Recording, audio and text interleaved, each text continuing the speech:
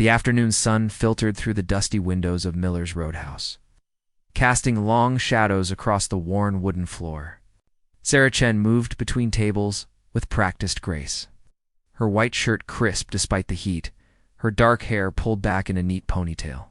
At 42, she'd learned to read people quickly in this job, and today the bar was filled with leather and chrome. The Thunder Valley Riders, having claimed their usual corner, she'd been serving them for 3 years now, every Saturday without fail. They were loud, rough around the edges, but always respectful, always generous with their tips.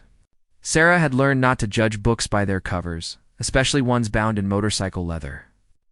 "Another round, Sarah," called out Tommy from the back table, his weathered face breaking into a smile. She nodded, grabbing a tray of beers from the bar. But today felt different. There was a new face among them. Marcus Hawk Sullivan sat at the center of the group. A mountain of a man in his early 50s, with a thick beard, streaked with gray and arms covered in intricate tattoos. His presence filled the room like thunder before a storm. The other riders seemed to orbit around him, drawn by some invisible gravity. Sarah approached their table, setting down the drinks with steady hands.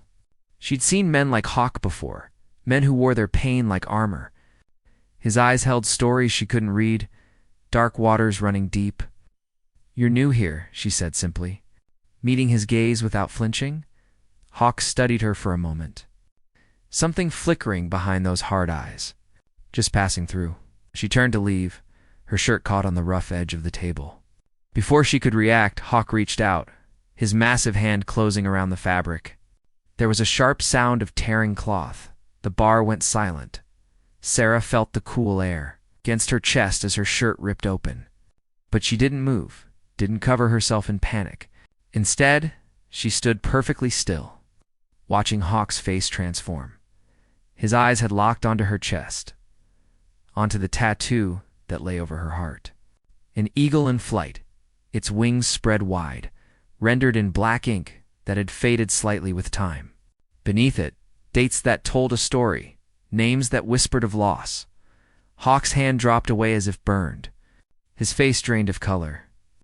"Where did you get that?" he said, his voice barely above a whisper. It wasn't a question. It was a prayer.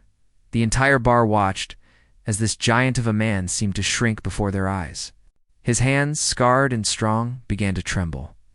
"My brother," Sarah said quietly, her fingers moving to touch the tattoo through her torn shirt. "Daniel Chin, Marine Corps. He designed this before his last deployment. He never came home from Kandahar." Hawk rose slowly from his seat, towering over her, but there was no threat in his movement. Only something that looked like anguish. "Co-company," he said, and it wasn't a question. "2nd Battalion, 5th Marines?"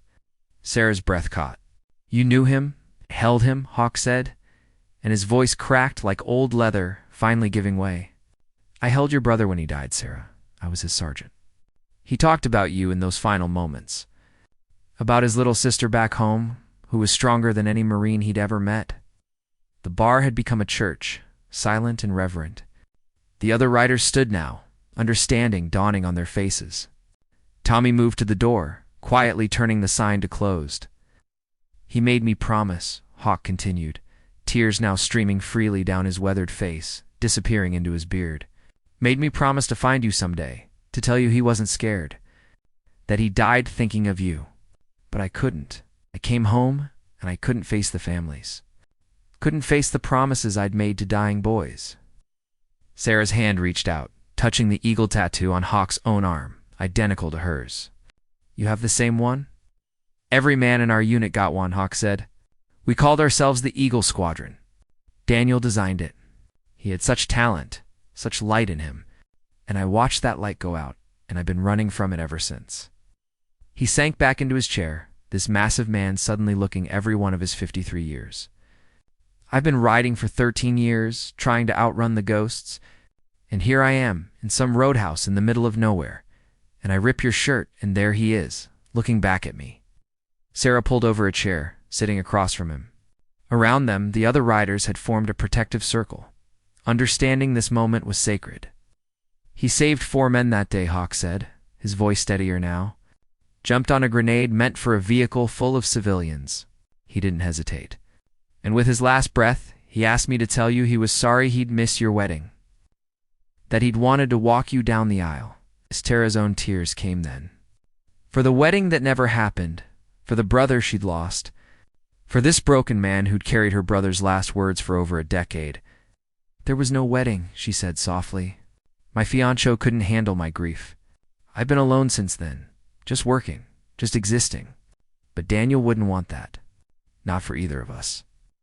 She reached across the table, taking Hawk's scarred hands in her own. He'd want us to live. Really live. Hawk looked down at their joined hands. This small woman with her brother's eyes, offering him something he'd thought lost forever. Forgiveness. Connection. A way forward. I have his letters, Hawk said. All the ones he wrote to you but never mailed. I kept them. Couldn't bring myself to send them or throw them away. I've been carrying them with me all these years. Then it's time, Sarah said, her voice gentle but firm. Time to deliver them. Time to stop running. Time to honor him by living the kind of life he'd be proud of. The riders around them had drawn closer, and Sarah saw understanding in their weathered faces. They, too, carried ghosts, wore their own invisible wounds. This wasn't just about her and Hawk, it was about all of them finding their way home. Tommy brought over a bottle of whiskey and glasses. To Daniel Chen, he said simply. To Daniel, the riders echoed, and the toast rippled through the bar like a benediction. Hawk pulled off his leather vest, draping it carefully around Sarah's shoulders, covering her torn shirt. The gesture was protective, paternal, the act of a man who'd finally found a way to keep a 13-year-old promise. He used to show me your letters, Hawk said, a small smile finally breaking through. You told him about this job, about how you were saving up to open your own place someday? A restaurant where everyone would be welcome, no matter what they looked like or where they came from. Still saving, Sarah said. Still dreaming. Then let me help, Hawk said. Let me make good on another promise. Daniel made me swear that if anything happened to him, I'd look after you. I'm 13 years late, but I'm here now. As the afternoon stretched into evening, the closed bar became a sanctuary. Stories were shared, tears were shed, and slowly, carefully, two broken people began to heal. The other riders shared their own stories of loss and redemption. And Sarah listened to all of them, this woman who'd learned to serve not just drinks, but compassion. When Hawk finally left that night, he didn't ride away. He stayed in town, and the next day, he came back to the roadhouse. And the day after that, he helped Sarah fix the leaky roof, repaint the storage room, dream about that restaurant she'd always wanted. The Thunder Valley Riders became regular fixtures at Miller's. But now they came for more than just beer and camaraderie. They came for the sense of family, the feeling that maybe, just maybe, it wasn't too late to come home from the war. And Sarah wore that leather vest sometimes, the one Hawk had given her that first day. On the back, the other riders had embroidered an eagle in flight. Wings spread wide, and beneath it, a single word, family. The torn shirt she kept, folded carefully in a drawer with Daniel's medals and the letters Hawk had finally delivered. Some scars, she learned, weren't meant to be hidden. They were meant to be shared, transformed from wounds into wings.